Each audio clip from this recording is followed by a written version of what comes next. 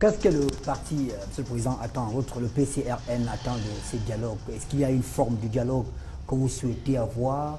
Les sujets qui seront évoqués ont été énoncés par le chef de l'État, quelques thématiques ont été annoncées et même énoncées. Est-ce qu'il y a d'autres que vous souhaitez avoir? Qu'attendez-vous en tant que président du PCRN et tous ceux qui sont derrière vous de ces dialogues nationaux annoncés par le président? Alors, vous posez la question de la forme et du fond. Mais si vous permettez, juste avant d'y arriver, il n'y a pas de doute.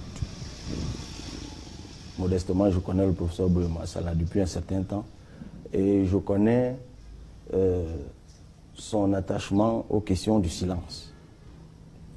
D'ailleurs, il a dirigé une thèse sur les silences présidentiels. Et l'expert en communication qu'il est, je peux comprendre effectivement son attachement à cette problématique particulière de la communication par le silence. Mais de là à faire un glissement, un mot qui leur est cher, en insinuant que la rareté de la parole présidentielle serait devenue un prédicat de compétence et de bonne gouvernance, je crois que là on va un peu vite. On va un peu vite. Et tout à l'heure, en observant la passe d'armes, j'exagère un peu entre le prof et le docteur, je me suis dit, voici justement le problème de la crise anglophone. L'attitude. L'attitude. Parce que moi, je suis d'accord avec vous, prof. Si on fait la comptabilité comme le président l'a fait dans son discours, on est toujours à côté de la crise anglophone. Parce qu'il n'y a pas de doute. D'ailleurs, il y a des choses que le président Biya a faites, devant lesquelles je m'incline d'ailleurs souvent. Restons à l'université. J'aime souvent rappeler que les deux régions du Cameroun, où la même langue est parlée et qui ont chacune une université, c'est bien Buea, le sud-ouest et le nord-ouest. D'ailleurs, il faut noter que les universités de Buea et de Bamenda sont des universités anglo-saxonnes. Et ce que beaucoup de gens ne savent pas toujours, c'est que par exemple, à l'université de Bamenda, mais alors tout se fait en anglais. C'est-à-dire que vous êtes francophone, mais vous êtes à l'université de Bamenda, vous composez exclusivement, vous écrivez votre mémoire exclusivement en anglais. Alors que c'est différent à Yaoundé. Chose inimaginable dans une université francophone. Si vous essayez ça, le même jour, vous avez une volée de bois vers des anglophones qui vont justement crier à la marginalisation. Mais ça fait partie des concessions faites. Donc j'ai envie de vous dire, pour ne rester qu'à la question de l'université. Mais là n'est pas le problème. Le problème, de mon point de vue, est dans l'attitude. Parce que vous avez employé un terme. Bon, vous avez voulu, je vous sais un peu malicieux quand vous le voulez, mais vous dites, le dialogue était une évidence. C'est ça qui choque, professeur. Parce que si vous nous dites qu'une chose que l'UPC appelle depuis 2016, pour ne prendre 96, que le cas, non, pour ne prendre que la plaquette qui nous a été présentée, une chose que tous les, peut-être pas tous, un bon nombre d'acteurs politiques appellent depuis novembre 2016, date de l'exacerbation de la crise, parce que novembre 2016 n'est que le moment d'exacerbation. La crise existe depuis, elle est latente, le prof l'a dit tout à l'heure, et il y a d'ailleurs eu des échanges institutionnels là-dessus. Si on revient encore à l'université, il y a une plateforme d'échange entre le MINUSUP et les enseignants des universités de Buea et de Bamenda qui siègent depuis fort longtemps et dont les résolutions, et allons savoir pourquoi, dorment d'ailleurs dans les tiroirs du Premier ministère depuis avant 2016. Donc, c'est là le souci.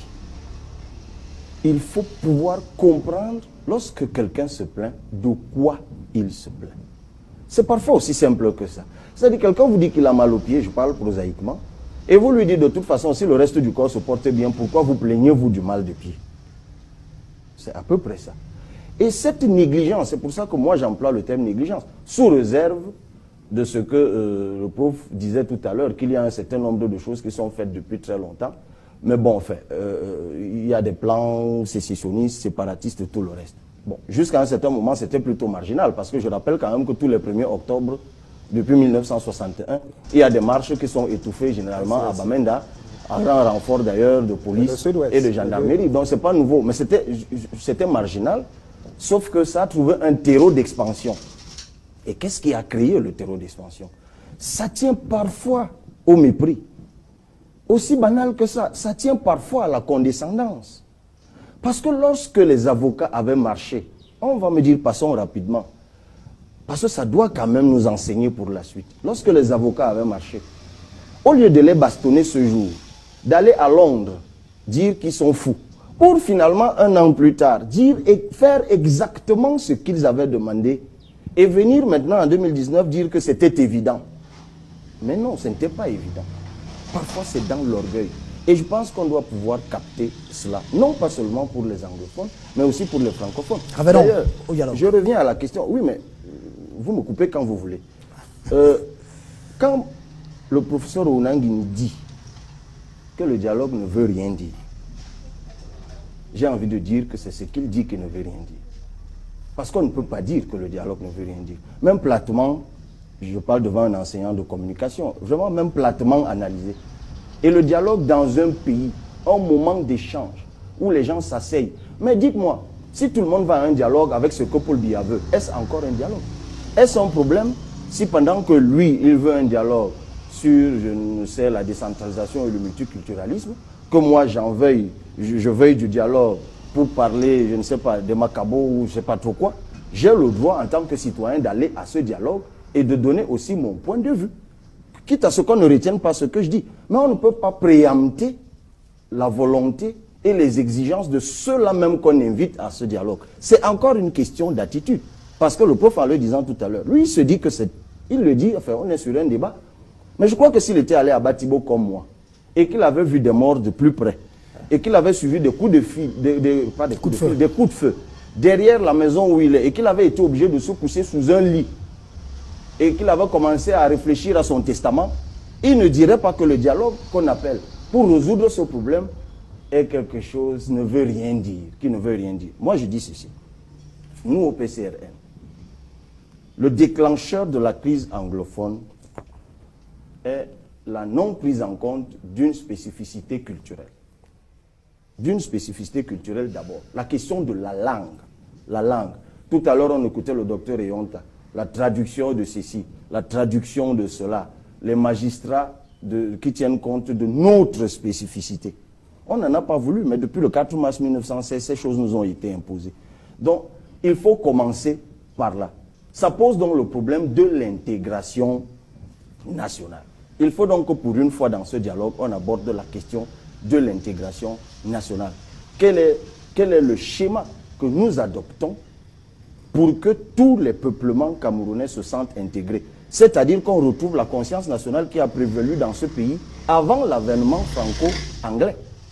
Parce que s'il y a bien eu un moment dans ce pays où tous les peuples camerounais épousaient le même objectif de s'affranchir de la domination allemande, c'était avant 1916. Pour une fois, on savait qu'il y avait une révolution des Madis, la révolution madiste à Maroua, la révolution des Bafout à l'ouest, la révolution des Batois à l'est, la révolution on peut en citer plusieurs, des Ewondo. En ce moment-là, le peuple camerounais était véritablement un, parce qu'il y avait un objectif à atteindre. C'est cet esprit qu'on doit retrouver. Plutôt que de rester dans l'asservissement, excusez-moi le terme, de deux langues importées que sont le français et l'anglais et qui ont finalement structuré durablement les comportements, on doit pouvoir ouvrir le chantier de la reconstitution de ce qui a été fissuré à partir du 4 mars 1916. Ce n'est pas une émission comme celle-ci qui vide cette question, mais c'est une question de fond qu'il faut pouvoir poser sur la table. Ça oblige même aujourd'hui qu'on reconfigure les limites des régions. Parce que moi, lorsque je me retrouve à Kribi et que j'assiste le 9 mai de chaque année c'est un grand événement des Sawa qu'on appelle le Maï, auquel assistent des peuplements venus, les Bakeri notamment, et les Bakossi. Pourquoi ils y viennent? Parce que justement, sous la domination allemande, on les avait contraints à y aller. Beaucoup ne sont plus revenus, ils sont restés. Aujourd'hui, ils disent qu'ils sont anglophones, alors que, anthropologiquement, ils sont le prolongement de ceux qui sont restés en partie francophones. Vous pouvez aller à l'est. Quelle différence y a-t-il véritablement entre le Oignon, qui se trouve à l'est, et la Haute-Sanaga, qui se trouve de l'autre côté? C'est pour cela qu'on entre dans la forme de l'État. C'est pour ça que moi, je dis souvent, et heureusement le PCRN a épousé cette position, la question de la forme de l'État ne peut pas échapper.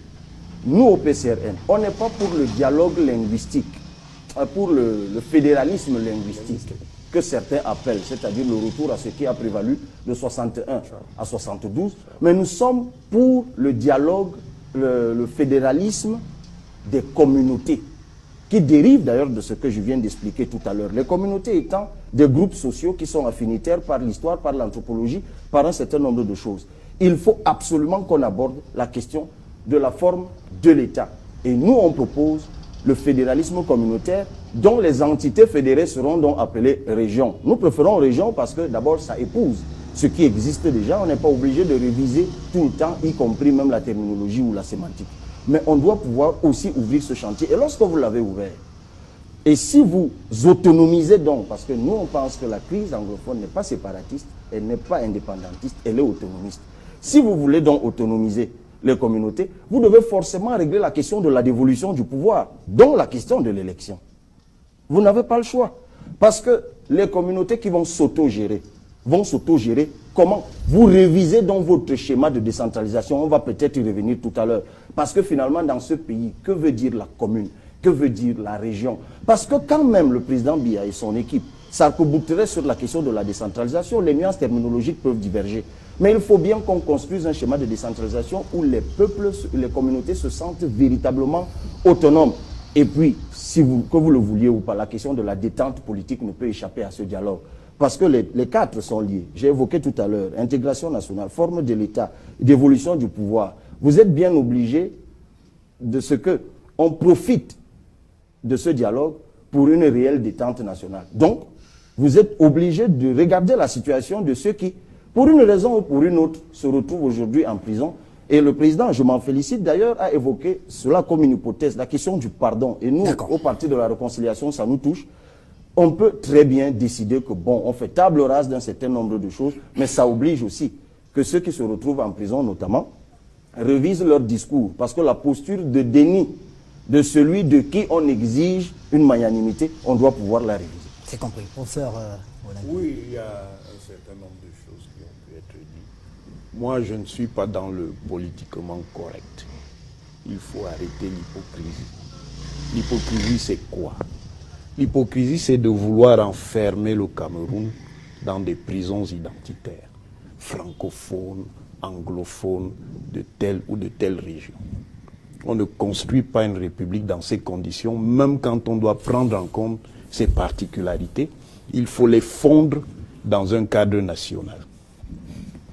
Le président Paul Biya est libre de s'exprimer dans la langue officielle qu'il veut. S'il veut parler en français, il parle en français. S'il veut parler en anglais, il parle en anglais. Le docteur Eyon parle ici en anglais, moi ça ne me pose aucun problème. Je peux lui répondre en français ou en anglais. Il n'y a aucun souci à cela. Il ne faut pas que parce que moi je parle français et lui anglais, ça devienne que c'est une histoire de marginalisation. Cette affaire de marginalisation, c'est un sentiment. C'est d'abord un sentiment. Mais évidemment, dans le fonctionnement des sociétés, les sentiments font partie de la mécanique sociale. Donc, ils ont une certaine dimension d'objectivité, même s'ils sont subjectifs. Cela dit, il n'y a aucune composante du Cameroun, quelle qu'elle soit, qui par rapport à l'État n'ait de frustration. S'il faut rentrer dans le jeu du discours sur la marginalisation, mais le Cameroun n'existera plus. Tout le monde va dire qu'il est marginalisé, frustré, exclu, dépossédé. C'est ça le piège de l'enfermement identitaire. S'il y a quelqu'un qui peut bien comprendre les soucis qui peuvent se poser dans une certaine mesure, chez les gens qui font partie de cette composante du Cameroun, c'est moi. En tant que politologue, en tant que sociopolitiste, je le comprends parfaitement. Mais ça ne doit pas devenir une logique d'instrumentalisation. Ça, c'est la première chose. Deuxième chose, je suis désolé pour M. Cabrali. Ce qu'il a fait est précisément l'expression de ce que j'ai dit. Le mot dialogue, c'est un mot valise. C'est un mot dans lequel chacun peut mettre ce qu'il veut, sans que nécessairement, parce qu'on a dit dialogue, on soit d'accord sur ce que c'est que le dialogue. Pour certains, le dialogue, c'est quoi? Le dialogue, c'est que le président Paul Biya et le gouvernement de la République du Cameroun aillent dans une conférence où on va couper le Cameroun en deux et dire que comme il y a une nation anglophone, elle va devenir indépendante, elle va laisser la République de son côté. Pour certains, le dialogue, c'est qu'il faut immédiatement une conférence constitutionnelle qui va consacrer la forme de l'État, retour au fédéralisme de 61 ou d'un autre type de fédéralisme. Pour d'autres, le dialogue, c'est qu'on va rester dans le cadre, et c'est ça la logique que le président Biya, lui, l'a développée, dans le cadre institutionnel et constitutionnel existant. À partir de ce moment, dialogue signifie dialogue des sourds. Puisque chacun ne voit pas ce dialogue de la même manière. Donc pour pouvoir... Est-ce que le dialogue ne peut pas permettre aux autres de non, il ne permettra pas. Je vais vous expliquer pourquoi il ne permettra pas. Bon, j'entends certains qui par pure démagogie disent les sécessionnistes vont venir au dialogue. Pour y dire quoi? Pour y dire qu'on va diviser le Cameroun dans un forum officiel, institutionnel, parlant des questions du Cameroun, vous allez venir dire qu'on va diviser l'État du Cameroun. Vous trouvez que c'est sérieux? D'abord, eux, ils sont cohérents, ils ont dit qu'ils ne vont pas venir. Et on peut ne pas accepter leur position, mais ils sont parfaitement cohérents. Sur la question de la forme de l'État, chacun a son avis. Et il est évident que même si les gens peuvent venir y poser, comme c'est déjà cadré, on va leur dire que ça n'entre pas dans le cadre. Et il y a une solution simple à tout cela. Il faut gagner les élections. Vous gagnez les élections, vous avez la liberté d'appliquer les orientations politiques que vous voulez. Vous ne pouvez pas imposer aux autres votre manière de voir. D'accord. Donc il ne suffit pas de dire dialogue pour que le dialogue, comme tout, va tout dissoudre toutes les difficultés. Dernière des choses, comme précisément, il y a des acteurs qui, eux, refusent toute possibilité que la République du Cameroun reste une et indivisible, même en cas de tenue de ce dialogue. La question de la résolution de leur action contre la République du Cameroun, notamment à travers les armes, va continuer à se poser. Ce n'est non pas parce qu'il y aura le dialogue que ça signifie qu'il y aura un règlement automatique de la crise, tant que sur le terrain, on a des groupes armés séparatistes et sécessionnistes qui disent que eux, de toute façon, l'affaire là ne les intéresse pas, eux, ils veulent l'indépendance. Pour vous, le dialogue ne sert à rien alors? Non, je n'ai pas dit que le dialogue ne sert à rien. Je dis simplement que la résolution d'un conflit comme celui-ci est beaucoup plus difficile que les gens ne croient.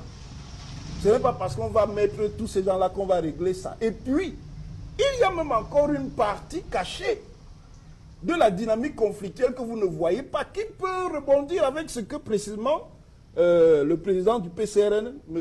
Cabral Libye, a dit. Si vous envisagez par exemple un mode de fédéralisme communautaire, mais vous allez créer une terrible surenchère identitaire qui va créer un conflit du même type. Donc, vous commencez à caresser un premier monstre, un premier Ndjoundjou, mais je vous rappelle qu'il y a d'autres Ndjoundjou qui attendent dans la cage. Et dès que vous aurez les libérés, il va être difficile pour le Cameroun de rester un État. Je souhaiterais qu'on aille vers des solutions pratiques. Bon, pas de solutions. Je vous ai écouté, le Cabral a proposé une thématique sur l'intégration nationale, sur la régionalisation communautaire. Vous allez réexpliquer votre notion au professeur Mathias Ounangui tout à l'heure. Il ne peut pas me l'expliquer puisque moi je l'ai déjà analysé. Je ne suis même pas contre le dialogue apparemment. Non, je ne suis pas contre le dialogue. Le fédéralisme communautaire, dans l'idéal, serait une voie, sauf que les conditions actuelles du Cameroun montrent que le Cameroun n'est pas mature pour cela. Pour ça, Charlie, Gabriel, bon, qu'est-ce que vous attendez? Vous allez répondre à... Je vous ai vu prendre des notes, là, votre bouillon est plein, beaucoup de notes, mais je souhaiterais quand même, il faut qu'on avance aujourd'hui. Nous, on est dans le préambule, le prélogomène du dialogue. C'est-à-dire qu'on donne peut-être des biscuits, comme cela se dit en journalisme, à ceux qui vont organiser le dialogue pour avoir quelques pistes. Aujourd'hui, qu'est-ce que vous attendez du dialogue au niveau, la forme d'abord et le fond? Il me semble que le mot inclusif semblait créer problème tout à l'heure parce qu'il y a des thématiques qui ont été exclues du dialogue. Comment vous l'entrevoyez ce dialogue-là et que dites-vous des différentes positions qui ont été évoquées sur le plateau? Je suis très inquiet très inquiet. Nous sommes des universitaires ici sur le plateau. Et le professeur Eric Mathias Onangini... Mathias Eric Onangini... C'est important en dialogue. C'est important pour le dialogue, la place des prénoms. Alors, et l'ordre, tout à fait. Je ne reviens pas sur ce que le président Cabral lui vient de dire, savoir que quand on dit le dialogue ne veut rien dire, on ne veut rien dire. Mais je voudrais insister sur la confusion qui peut exister entre dialogue et conférence. Je crois qu'on ne peut pas manipuler des concepts de manière sommaire et vouloir bâtir sur ces concepts des actions qui touchent la vie des gens. Cette mise au point faite, je voudrais rappeler que dialogue suppose banalement qu'il y a deux personnes ou deux entités qui parlent l'une à l'autre. Cela signifie que le dialogue des deux peut dégénérer en duel ou peut évoluer en duo. Et cela signifie que parler de dialogue au Cameroun infère qu'on convient qu'il serait temps de se parler. On verra tout à l'heure qui veut se parler, qui veut parler à qui. Mais cela implique que le moi reconnaisse le tu. Voyez-vous? Parce que je fais droit au tu que l'autre est. Alors, j'insiste sur cette notion de reconnaissance. On reconnaît qu'on n'est pas seul, qu'il y a quelqu'un d'autre. On n'a pas souvent entendu ça au Cameroun. Je voudrais renvoyer à une analyse que nous a offerte le ministre Abouem Achoy pour les fondamentaux du drame que nous subissons au Cameroun. Il a été gouverneur dans ces deux régions, à l'époque je crois que c'était des provinces, et il nous a livré une analyse dont on devrait profiter. Je voudrais dire en fait que c'est seulement lorsque je reconnais que je ne suis pas seul et que l'autre existe, que je commence à me dire il est différent de moi et que je fais attention à ces différences et que j'écoute. La capacité d'écoute a beaucoup manqué à la gouvernance au Cameroun. C'est seulement lorsque je suis capable d'écouter que je me rends compte que quand c'est différent, ce n'est pas nécessairement contre moi. Parce qu'à partir du moment où on le fait comme cela, c'est quand on tient compte des différences qu'il y a des chances d'évoluer vers des convergences. En dehors de cela, il est difficile de bavarder. Et il y a beaucoup de bavardage. Alors, l'opportunité qui est annoncée sous le terme dialogue est une opportunité inédite. Pendant des décennies, un chef d'État a parlé du Cameroun. Pendant des décennies, un chef d'État a parlé aux Camerounais. Pendant des décennies, un chef d'État a parlé des Camerounais. C'est la première fois qu'un chef d'État pense à parler avec les Camerounais. Cela implique quoi? Je voudrais me référer à une observation qu'il a faite, je crois que c'était en 1991 à Bafoussam, il parlait de dialogue. Vouloir dialoguer et définir soi-même les modalités du dialogue, c'est vouloir imposer sa volonté. Ce n'est pas moi qui l'ai dit. C'est le président Paul Biya qui l'a dit. C'était à Bafoussam, le 12 septembre 1991, presque jour pour jour. Vouloir dialoguer. Je vous donnerai la référence. Et aujourd'hui, on parlait de sentiments. Quand le docteur Eyon parle de ce qu'il vit, on dit c'est un sentiment. Mais encore une fois, c'est le président Biya qui dit à Berthois, le 4 septembre 1991, il faut organiser la gouvernance de telle manière, je les cite, qu'aucun groupe ne se sente exclu. Ne se sente exclu. Le sentiment d'être exclu est important. Parce que même en justice, lorsque vous êtes justiciable et que vous êtes jugé, il faut que vous ayez le sentiment d'avoir été bien jugé. À partir de là, on ne peut pas évacuer le sentiment des uns et des autres. Alors, à quoi correspond le dialogue? Nous n'y sommes pas encore. Parce que moi, je ne sais pas encore s'il est convoqué. Et je voudrais préciser, tout à l'heure, j'ai entendu le professeur Mathias Eric Ouonangini, je crois que je ne me trompe pas, nous signaler un certain nombre de choses. On va discuter d'eux, on va discuter... Mais prof, le discours du président de la République n'est pas un ordre du jour. Ce n'est pas du tout l'ordre du jour de ce qui va réunir les Camerounais. Voilà donc le dialogue des sous.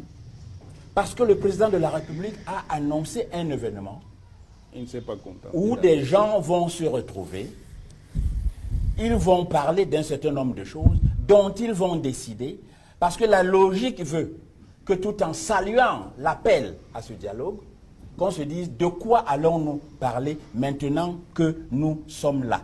En dehors Je pense de qu'à ça, ce niveau, le président a déjà annoncé de quoi on va parler. Hein. alors ça veut dire que s'il a déjà annoncé son ordre du jour, qu'est-ce que nous faisons ici? En tout cas, il l'a ébauché. Il y a eu une esquisse. Ah, mais je voudrais qu'on soit d'accord sur les termes que nous utilisons. Je parle d'esquisse. C'est tout à fait cela. Le président Cabral Libi parlait d'ébauche, vous parlez d'esquisse, c'est exactement la même compréhension. Parce que s'il a évoqué un certain nombre de questions, son discours n'est pas un ordre du jour. C'est compris. Je crois qu'il faut qu'on le comprenne. Et je voudrais avancer pour terminer sur ce point précis. Sur ce point précis. Ce ne sont pas d'abord des individus qui vont parler, de mon point de vue. Parce que la question qui se pose aux Camerounais nous oblige à avoir de cette réalité ce qu'on appelle dans d'autres milieux une approche structurale. Tout à l'heure, le mot schéma est sorti. Je crois que c'est M. le président Cabral Libi qui l'a dit. Les schémas. Un chef d'État, un État et son chef nous ont offert un discours. C'est un discours. Et c'est pour cela qu'on dit que le chef de l'État s'adresse à la nation. Que pense la nation? Je voudrais me faire comprendre sur ce point précis. Si le chef d'un État s'adresse à la nation,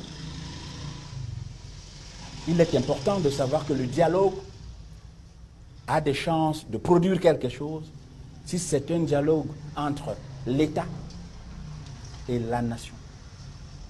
Parce que la tragédie du Cameroun, c'est que justement, l'État qui a été mis en place au Cameroun l'a été contre la nation à partir du jeu qui a été organisé contre la réunification et où des grandes personnalités comme Endele, comme Foncha, comme Tandemuna, comme Oubinobe ont donné le meilleur d'eux-mêmes. Je voudrais en profiter pour remercier le professeur Jean Bahebek qui nous a livré quelque chose d'instructif sur ce point. Salut prof. C'est important. L'État a précédé la nation contre la réunification. Permettez que je chute, sans rien me casser, j'espère. L'État est un instrument au service de la nation. Or, au Cameroun, l'État s'est asservi la nation. D'accord. L'État aujourd'hui intimide la nation. Alors, quand un instrument instrumentalise l'utilisateur, on en est où? C'est compris. Il nous reste 10 minutes à passer ensemble. On va écouter Dr Eyonta, on va écouter Cabral Libi et ce professeur Charles Massara qui va clore le débat. Je veux avoir... Comment tu peux aussi regarder une vidéo sans t'abonner? Abonne-toi! Surtout clique sur la cloche de notification. Ça, c'est la page de Buzz. Si tu veux être au courant des buzz et toutes les actualités au 237, abonne-toi et clique sur la cloche de notification. Partage aussi pour m'encourager. Surtout, Si tu as quelque chose à dire, papa, lâche en commentaire.